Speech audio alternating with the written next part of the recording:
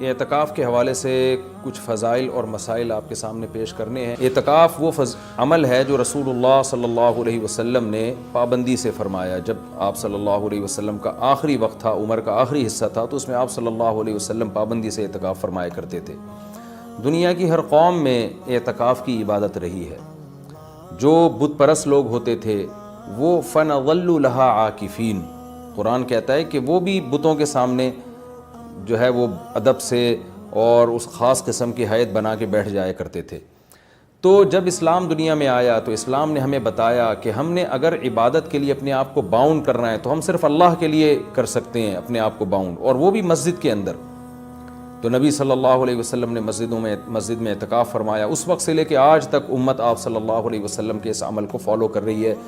اس کی فضیلت کیا ہے؟ رسول اللہ صلی اللہ علیہ وسلم نے فرمایا ایک دن کا اعتکاف، بشرطے کے اخلاص کے ساتھ ہو، ایک دن کا اعتکاف آپ نے فرمایا انسان کو جہنم کی آگ سے ایسے دور کر دیتا ہے جیسے زمین اور آسمان کا جیسے فاصلہ ہے۔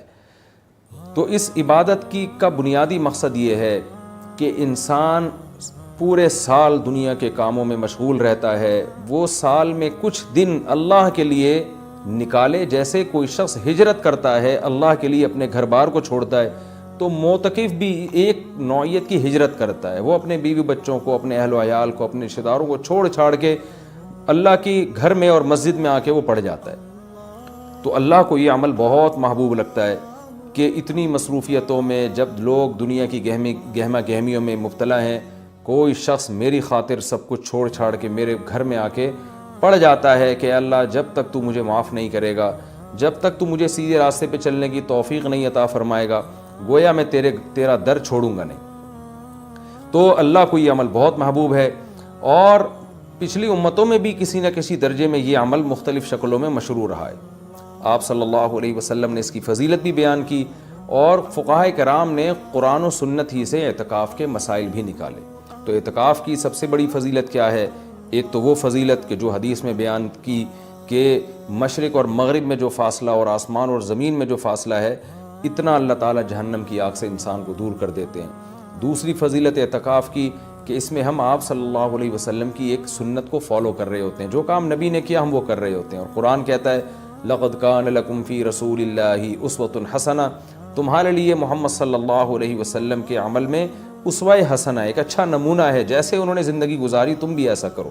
تو نبی صلی اللہ علیہ وسلم کی سنت اس سے زندہ ہوتی ہے۔ دوسری فضیلت، تیسرا فائدہ اعتکاف میں کیا ہوتا ہے کہ آپ 10 دن جب مسجد کے ماحول میں گزارتے ہیں، مسجد کی ایک روحانیت ہوتی ہے، مسجد گناہوں سے پاک جگہ ہے، تو اس کچھ بھی نہ کریں، اس روحانیت کے اثرات آپ کے دل کے اندر جذب ہوتے ہیں، لاشعوری طور پر آپ کا دل اندر سے تبدیل ہوتا ہے۔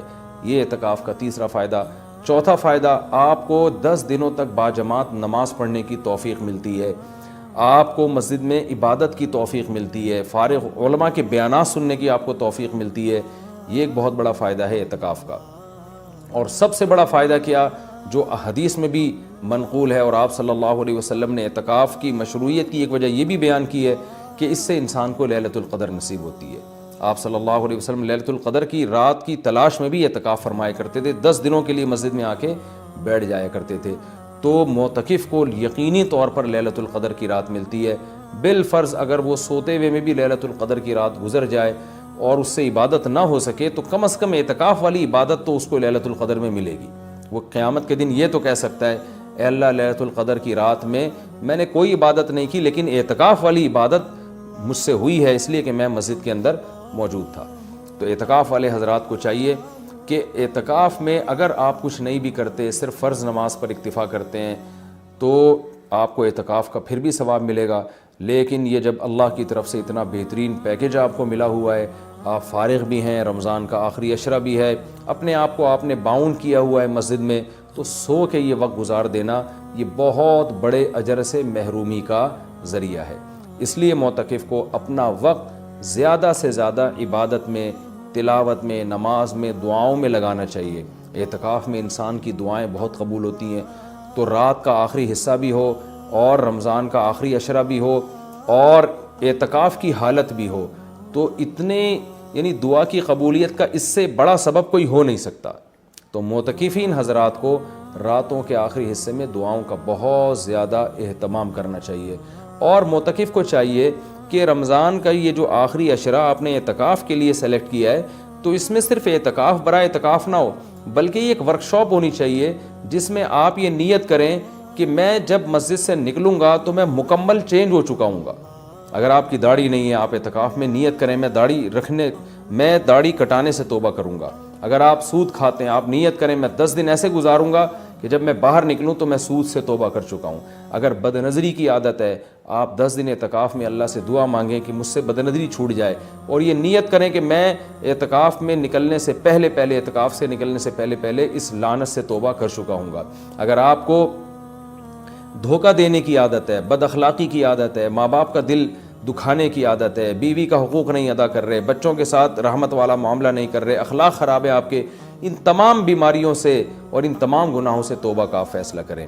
بلکہ میں تو یہاں تک معتکفین کو کہتا ہوں، جو میں نے علماء سے سنا ہے، کہ اعتکاف میں جس دن بیٹھیں سب سے پہلا کام آپ یہ کریں کہ اپنے گناہوں کی ایک لسٹ بنا لیں کہ بھئی میرے اندر یہ گناہ ہے، نماز قضا کر دیتا ہوں، میں شراب پیتا ہوں، میں بد نظری کرتا ہوں، یا میں اللہ نہ کرے اور کوئی بڑا جرم کر رہا ہوں. تو سارے جرائم کی لسٹ بنائیں اور پھر آپ یہ نیت کریں اور وہ پرچی اللہ کے سامنے دعا میں رکھا کریں، اللہ یہ میرے جرائم ہے تو مجھے ان سے توبہ کرنے کی توفیق دے دے. تو پھر وہ اعتکاف حقیقت میں آپ کا اعتکاف بنے گا. اور میں نے اپنی زندگی میں دیکھا ہے کہ جنہوں نے صحیح طرح سے اعتکاف کیا ان کی زندگیاں ہمیشہ کے لیے تبدیل ہو گئیں. اکثر توبہ کرنے والے وہ ہوتے ہیں جو اعتکاف میں جا کر ان کو توبہ کی توفیق ملتی ہے. تو یہ بہت بڑی عبادت ہے، اس کا اہتمام کرنا چاہیے. دوسری بات، پہلے دن سے اپنا عبادت کا کوئی اسکیجول بنا لینا چاہیے. ایسا نہ ہو کہ آپ آ کے بیٹھ گئے، اب سوچنے میں 3 دن گزار دیں گے کہ آپ نے کرنا کیا ہے. تو اپنا ایک اسکیجول بنائے کہ بھئی تہجد کتنی، تراویح کی تو پابندی کرنی ہے، تہجد کتنی پڑھنی ہے اور کتنے پارے اس میں پڑھنے ہیں، یا کتنی مقدار میں تلاوت اس میں کرنی ہے، تسبیحات کتنی کرنی ہے، کون سی کرنی ہے، دعا کس وقت مانگنی ہے، کتنی دیر مانگنی ہے. یہ پورا ایک اسکیجول پہلے سے ہونا چاہیے آپ کا. کھانے پینے کی ترتیب تو پہلے دن بن جاتی ہے کہ سحری کون لے کر آئے گا، افطاری کون لے کر آئے گا، اور رات کا کھانا کون لے کر آئے گا، اور چائے کب پینی اور کون کس وقت لے کر آئے گا. یہ تو ترتیبیں پوری بن جاتی ہیں. تو یہ تو آپ باہر بھی کر سکتے تھے یہ کام. اعتکاف تو عبادت کے لیے ہے، تو عبادت کی ترتیب بنانا یہ چائے اور کھانے پینے کی اور پکوڑے اور سموسوں کی ترتیب سے زیادہ ضروری ہے اعتکاف میں. تو شروع میں اس کا اسکیجول بنا لینا چاہیے. اس بارے میں کچھ مسائل بھی ہیں کہ اعتکاف کن چیزوں سے ٹوٹتا ہے. پہلی بات تو یہ کہ اگر آپ کا روزہ ٹوٹ گیا تو اعتکاف بھی خود بخود ٹوٹ جائے گا. اعتکاف جب بھی ٹوٹے گا تو قضا 1 دن کی ہوتی ہے اس کی. جیسے کسی کا اعتکاف ٹوٹ گیا تو وہ اگلے ہی دن مغرب سے پہلے قضا کی نیت کر لے اور یہ نیت کرے کہ میں جو آج اعتکاف ٹوٹا ہے اس کی میں قضا کر رہا ہوں، کیونکہ وہ سنت اعتکاف تو اب اس کا ختم ہو جائے گا. وہ ایک قضا اعتکاف کرے اور پھر آگے نفلی اعتکاف کی نیت سے مزید دن اگر باقی ہیں تو مسجد میں بیٹھ جائے. تو وہ 24 گھنٹے روزے کے ساتھ قضا اعتکاف کی نیت کر لے گا. یعنی 24 گھنٹے اعتکاف ہوگا اور روزے کے ساتھ، روزہ جو صبح صادق سے غروب آفتاب تک ہوتا ہے. کن چیزوں سے اعتکاف ٹوٹتا ہے میں اس پہ تذکرہ کر رہا تھا. ایک، روزہ اگر ٹوٹ گیا تو اعتکاف بھی ٹوٹ جائے گا. دوسرا، بلا شرعی عذر اگر آپ مسجد سے باہر نکل گئے تو آپ کا اعتکاف ٹوٹ جائے گا. شرعی عذر کیا ہے؟ شرعی عذر ہے سب سے پہلے قضاء حاجت ہے. قضاء حاجت کے لیے آپ جا سکتے ہیں اور اس دوران چلتے چلتے باتیں بھی کر سکتے ہیں. رک کے آپ باتیں نہیں کر سکتے. آپ واش روم تک پہنچے، پتہ چلا جی واش روم کا دروازہ بند ہے، کوئی پہلے سے وہاں موجود ہے، تو آپ اس کے انتظار میں وہیں کھڑے رہ سکتے ہیں. اس سے اعتکاف نہیں ٹوٹتا. وہاں کھڑے کھڑے آپ کسی سے موبائل پہ بھی بات کر سکتے ہیں، آپس میں بھی بات کر سکتے ہیں. ہاں، بندہ باہر نکل آیا اور پھر بھی آپ موبائل پہ لگے ہوئے ہیں تو آپ کا اعتکاف ٹوٹ جائے گا، کیونکہ اب یہ آپ کا کھڑا ہونا یہ شرعی عذر کے بغیر ہے. وضو کے لیے آپ جا سکتے ہیں. جب آپ وضو کے لیے گئے تو نل کا کھولا آپ نے، وضو کے دوران آپ بات چیت کر رہے ہیں، اس سے اعتکاف نہیں ٹوٹے گا. وہ الگ بات ہے وضو کے دوران بات چیت نہیں کرنی چاہیے، لیکن اس سے اعتکاف نہیں ٹوٹے گا کیونکہ آپ نے اس بات چیت میں الگ سے ٹائم نہیں لگایا. وضو کے دوران ہی آپ نے بات چیت کی ہے. وضو آپ نے پراپر طریقے سے کیا اور اب آپ وہاں بیٹھے بیٹھے وضو کی دعا پڑھ رہے ہیں یا کچھ اور پڑھ رہے ہیں تو اس سے بھی اعتکاف ٹوٹ جائے گا، کیونکہ پراپر وضو کرنے کے بعد آپ پر لازم تھا کہ آپ اٹھ کے مسجد میں آئیں. ہاں، جلدی وضو کرنا ضروری نہیں ہے. بعض لوگ وہمی ہوتے ہیں، وہ سمجھتے ہیں میں اعتکاف سے مسجد سے باہر نکل کے وضو کریں تو بہت اسپیڈ میں کریں. ایسا کچھ بھی نہیں ہے. تمیز سے، آرام سے، شرافت سے، اعتدال سے آپ وضو کریں، جو پراپر طریقہ ہے وضو کرنے کا۔ جب آپ وضو میں قلی کر رہے ہیں تو اس دوران آپ ٹوتھ پیسٹ یا برش بھی کر سکتے ہیں مسواک کی نیت سے۔ ہاں، وضو کرنے کے بعد الگ سے پھر یا الگ سے ٹوتھ پیسٹ یا مسواک کرنے کے لیے مسجد سے باہر جانا، اس سے اعتکاف ٹوٹ جائے گا۔ وضو کے دوران وضو ہی کی نیت سے یہ کام کیا جا سکتا ہے، تو اس سے اعتکاف نہیں ٹوٹے گا۔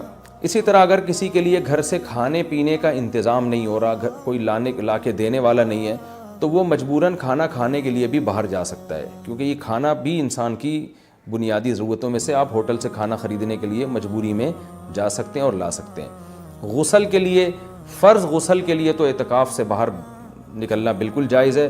سنت غسل کے لیے جو راجح قول ہے، جو دلیل کے لحاظ سے قوی ہے، اس کے مطابق سنت غسل کے لیے آپ اعتکاف کے لیے گھر مسجد سے باہر نہیں جا سکتے، چاہے وہ جمعہ کا دن ہو یا کوئی بھی دن ہو۔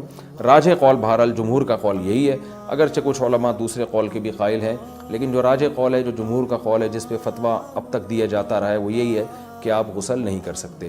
ہاں، یہ ضرور ہے کہ اگر آپ واش روم میں گئے اور وہاں کوئی غسل کا بھی انتظام ہے، جیسے اٹیچ باتھ روم ہوتے ہیں، تو جتنی دیر میں وضو کرنے میں ٹائم لگتا ہے، اتنی دیر میں آپ اگر غسل کر لیتے ہیں تو آپ کا اعتکاف نہیں ٹوٹے گا۔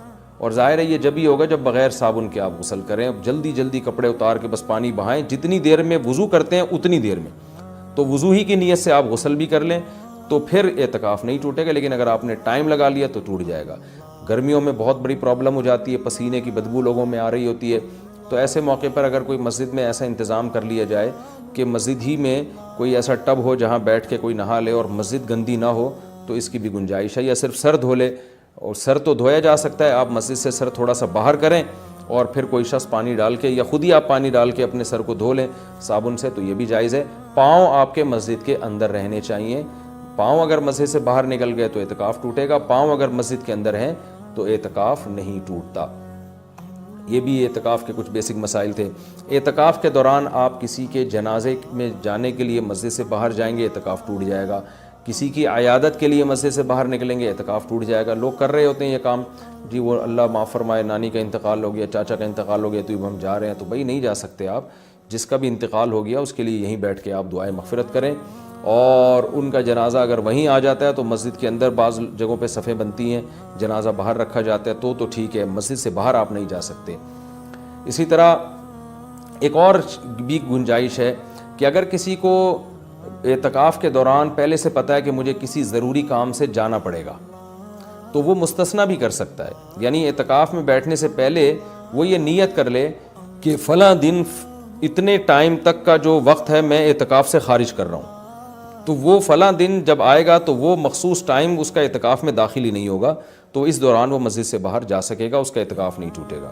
یا وہ یہ کہہ لے کہ جیسے کسی نے پیپر دینا ہے تو وہ یہ نیت کر رہے کہ بھائی میں اعتکاف میں تو بیٹھ رہا ہوں، لیکن میرا ایم اے اسلامیات کا یا میرا اکنامکس کا پیپر ہے، تو میں جب پیپر کا ٹائم ہوگا تو میں جاؤں گا پیپر دینے کے لیے اور پیپر دے کے فوراً واپس آ جاؤں گا، تو پہلے سے جو نیت کر لے گا تو اس میں وہ ٹائم اعتکاف میں داخل ہی نہیں ہوگا اور اس عمل کی وجہ سے اس کا اعتکاف ٹوٹے گا نہیں۔